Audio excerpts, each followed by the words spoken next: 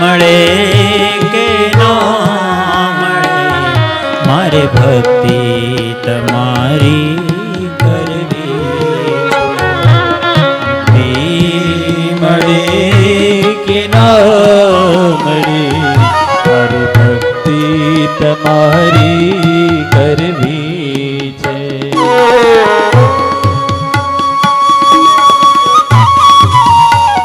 ભગવાન પાસે માંગે તો ભક્તિ માંગે.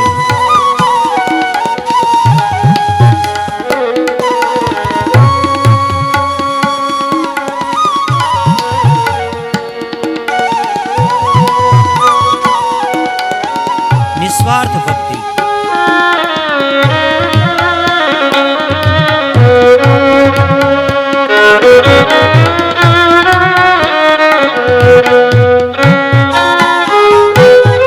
મારો કંઠ મધુરો ન હોય ભલે, મારો સુર બેસુરો થાય ભલે.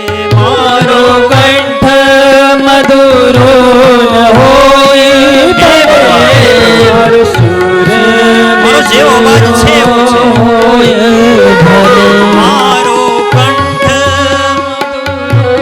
ન હોય ભલે, મારો સુર બેસુરો થાય ભલે.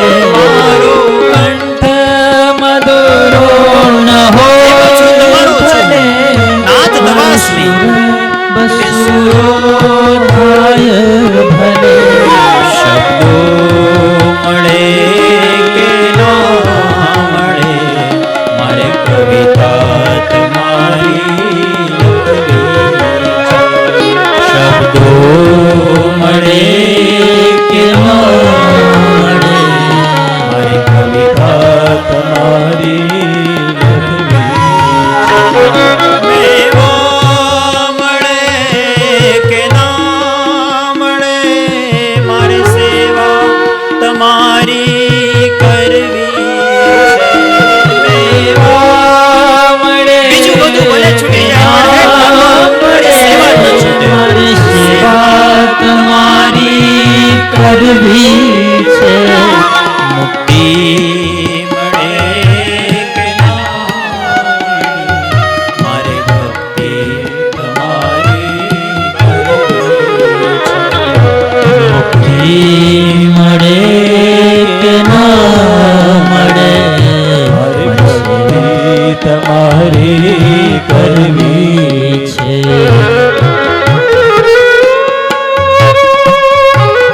ધ્રુવજીને મનમાં એમ થાય છે કે મેં ભગવાન પાસે ભક્તિ ન માગી.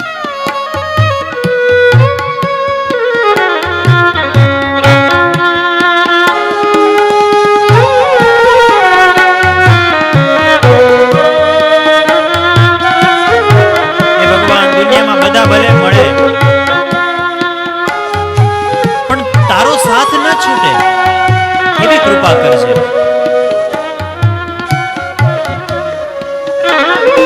હું પંથ તમારો છોડું નહીં, અને જ્યાં ત્યાં ક્યાંય દોડું નહીં. હું પંથ તમારો છોડું નહીં, જ્યાં ત્યાં ક્યાંય દોડું નહીં. હું પંથ તમારો છોડું નહીં, ને જ્યાં ત્યાં ક્યાંય દોડું નહીં.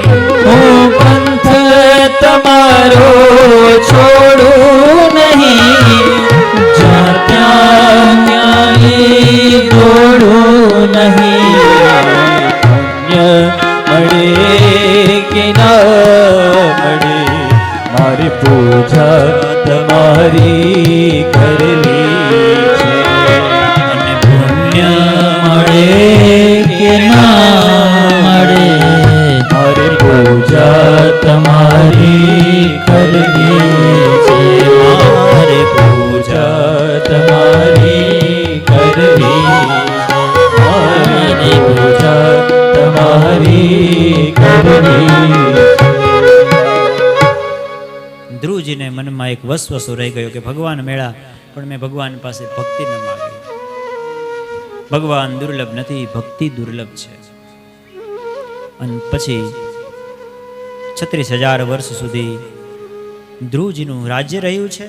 અને અંત સમયે ગંગા નદીના કિનારે ફરી પાછા ભગવાનનું ભજન કરતા કરતા મોક્ષને પ્રાપ્ત કર્યો છે ધ્રુવજીએ. ધ્રુવજીને લેવાને માટે વિમાન આવ્યું છે વૈકુંઠમાંથી. ભગવાનના પાર્ષદો હતા, એને ધ્રુવજી કહે છે કે ઊભા રહ્યો, મને લેવા તો આવ્યા, પણ 1 મિનિટ, જેને કારણે હું આ રસ્તા ઉપર આવ્યો, જેણે મને આ રસ્તો ચીંધો, એ મારી માં, એને હું બોલાવી લઉં. પાર્ષદોએ કહ્યું કે આ વિમાનમાં ઓનલી સિંગલ સીટર. આમ આગળ નજર કરો, તમારી માની તો મુક્તિ તમારી પહેલા થઈ ગઈ. કુલમ પવિત્રમ જનની કૃતાર્થા વસુંધરા પુણ્યવતી ચ તેન.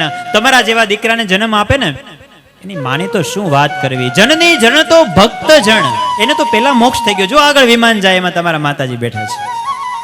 કુલમ પવિત્રમ જનની કૃતાર્થા કાં દાતા ને કાં સૂર, નહીતર રેજે વાંજણી મત ગુમાવીશ. વસુંધરા પુણ્યવતી ચ તેન.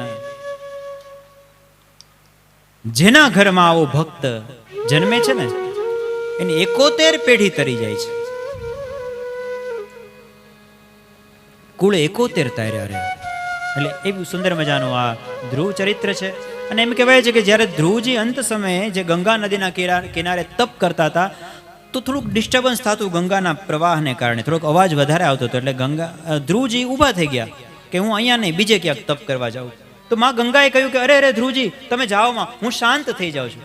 તો આજે પણ તમે સ્વર્ગાશ્રમની અંદર ઋષિકેશમાં જાઓ તો ત્યાં ગંગાજીનો પ્રવાહ એકદમ શાંત છે. જે જગ્યાએ ધ્રુવજીએ તપ કર્યું હતું કે તમારા જેવો ભક્ત મારા કિનારા ઉપર બેસી અને તપ કરે તો મારું માયતમ વધે. આવા મહાન ભક્ત છે. ભગવાનના 4 પ્રકારના ભક્તો હોય છે. શ્રીમદ ભગવદ્ ગીતામાં ઉલ્લેખ છે, આર્તો જિજ્ઞાસુ અર્થાર્થી જ્ઞાની ચ ભરતર્ષભ. એક તો આર્ત, બહુ દુઃખ આવે ને ત્યારે ભગવાનને યાદ કરે, આર્ત ભક્ત કહેવાય ને. બીજો હોય છે જિજ્ઞાસુ, એને બહુ જાણવાની ઈચ્છા હોય કે આમ હશે કે નહીં હોય, ખરેખર ભગવાન હોય કે ન હોય, એ પણ ભગવાનને શોધવાને માટે પ્રયાસ કરે. ત્રીજો હોય છે અર્થાર્થી, સંપત્તિ જોતી હોય એટલા માટે ભગવાનની સેવા કરતા હોય. અને એક હોય છે જ્ઞાની, જ્ઞાની ભક્ત હોય છે જ્ઞાન પ્રાપ્ત કરવા માટે. તો એમાંથી ધ્રુવજીની ગણના અર્થાર્થી ભક્તમાં થાય છે, કારણ કે એના મનની અંદર થોડોક એવો ભાવ હતો કે હું રાજા બનું. એટલે સમજવાની વાત એ છે કે ભગવાન કલ્પવૃક્ષ છે. ભગવાન પાસે આપણે જે માંગીએ એ મળે. એટલા માટે ભગવાન પાસે જઈએ ને ત્યારે આપણે સારા વિચારો કરવા, કોઈનું ક્યારેય ખરાબ વિચારવું નહીં. આમ ચતુર્થ સ્કંદની અંદર ધર્મ, અર્થ, કામ અને મોક્ષ પ્રકરણ. આગળ ધ્રુવના વંશમાં અંગ રાજા થયા, એના વંશમાં વેન રાજા થયા, અને પછી એના વંશમાં પૃથુ ભગવાન થયા છે. એ ચરિત્ર કહ્યું છે. અને પછી પંચમ સ્કંદ તો અદ્ભુત છે, પરમહંસોની કથા છે. છઠ્ઠા સ્કંદમાં આવતીકાલે આપણે અજામિલ આખ્યાન. પંચમ સ્કંદની અંદર ભારત દેશનું વર્ણન આવે છે. ભારત દેશમાં જન્મ લીધો એ કેટલા પુણ્ય છે ત્યારે મળ્યો છે જન્મ. જડભરતજીની કથા આવે, ઋષભદેવજીની કથા આવશે, રહુગણનું આખ્યાન છે. છઠ્ઠા સ્કંદમાં અજામિલનું આખ્યાન છે. નામ લેવાનું કેટલું મહાત્મ્ય છે અજામિલ. સપ્તમ સ્કંદની અંદર ભગવાન નૃસિંહનું પ્રાગટ્ય થશે, ભક્ત પ્રહલાદની કથા આવશે. આઠમો સ્કંદ તો મન્વંતર લીલા છે. સુંદર મજાના અલગ અલગ મન્વંતરમાં ભગવાને કેવા કેવા અવતાર લીધા, એમાં જ સમુદ્ર મંથનની કથા છે, એમાં જ ગજેન્દ્ર મોક્ષની કથા છે. નવમો સ્કંદ છે ઈશાનું કથા, સૂર્ય અને ચંદ્રના વંશની કથા આવશે. એમાં સૂર્ય વંશની અંદર ભગવાન રામનું પ્રાગટ્ય થશે. અને પછી ચંદ્રવંશની કથા દસમ સ્કંદની શરૂઆતમાં. તો એ કથા આપણે એનું દર્શન કાલે કરવાનું છે. એટલે કાલે બધા સમયસર આવી જાજો, બરાબર, તૈયાર થઈને આવજો. ભગવાન આવવાના છે ને ઠાકોરજીને વધાવવા માટે. આપણે કોઈકના લગ્નમાં જાય, કોઈકના બર્થડેમાં જાય તો એ તૈયાર થઈને જાય છે, મેકઅપ કરવાની છૂટ, જાઓ. ભગવાન માટે કરીએ છીએ ને એટલે છૂટ.